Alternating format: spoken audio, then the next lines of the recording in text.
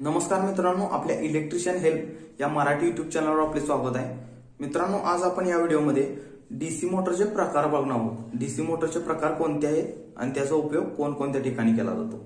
तर मित्रांनो, मागील व्हिडिओमध्ये आपण डीसी मोटर म्हणजे काय, डीसी मोटरचे वर्किंग प्रिन्सिपल आणि डीसी मोटरचा उपयोग कोणकोणत्या ठिकाणी केला जातो हे पाहिले आहे।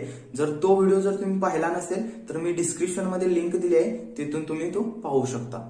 तर मित्रांनो, आपण जास्त वेळ न घालवता व्हिडिओला सुरुवात करूया।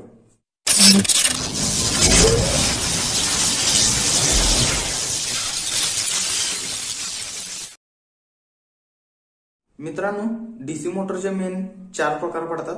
DC series motor, DC shunt motor, DC compound motor आणि permanent magnet motor. DC series motor, DC series motor मध्ये एक आर्मेचर आणि एक सिरीज फील्ड असते।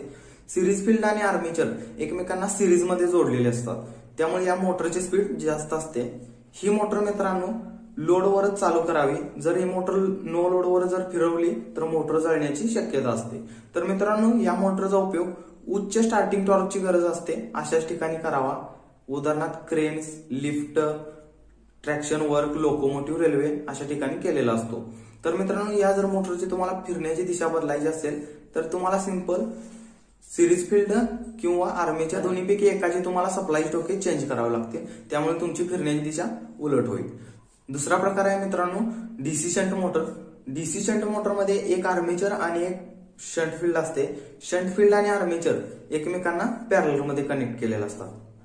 नो लोड ते फुल लोड स्पीड मध्ये काहीच फरक पडत नाही। जर तो पडला तर एकदम कमी प्रमाणात पडतो। ह्या गुणधर्मानुसार ह्या मोटरला कायम गतीची मोटर असेही म्हणतात। तर मित्रांनो, डीसी शंट मोटरचा उपयोग जिथे तुम्हाला कायम गतीची गरज असते म्हणजे कॉन्स्टंट स्पीडची गरज असते अशा ठिकाणी केला जातो।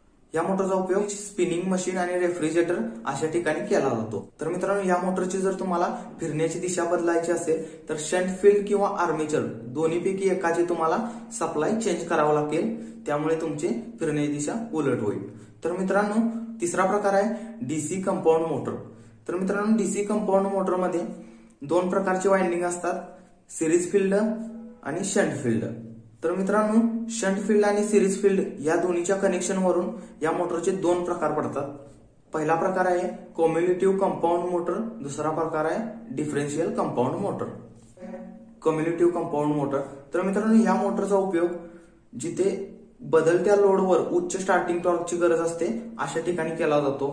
याचे उदाहरण बघितले तर ड्रिल मशीन, प्रिंटिंग प्रेस आणि कटिंग मशीन अशा ठिकाणी केला जातो। जर तुम्हाला मित्रांनो याची फिरण्याची दिशा बदलायची असेल, शंट फील्ड किंवा सिरीज फील्ड या दोन्हीपैकी एकाची तुम्हाला सप्लायच्या वायर चेंज करावे लागणार। दुसरा प्रकार आहे मित्रांनो डिफरेन्शियल कंपाऊंड मोटर। मित्रांनो, या मोटरचा उपयोग सहजासहजी कोणत्याही ठिकाणी केला जात नाही। जर तुम्हाला इंटरव्ह्यू मध्ये या प्रश्नाचे उत्तर द्यायचे असेल तर तुम्ही हा प्रकार सांगू शकता। तर मित्रांनो, लास्टचा प्रकार आहे आपला परमनंट मॅग्नेट मोटर। मित्रांनो, परमनंट मॅग्नेट मोटर मध्ये एक आर्मेचर असतो आणि एक कायम चुंबक म्हणजे परमनंट मॅग्नेट असतो।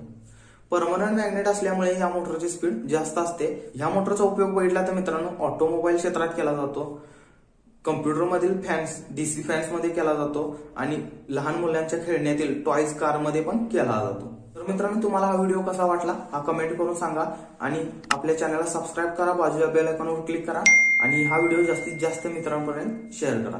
तर मित्रांनो, भेटूया पुढच्या व्हिडिओमध्ये। जय शिवराय।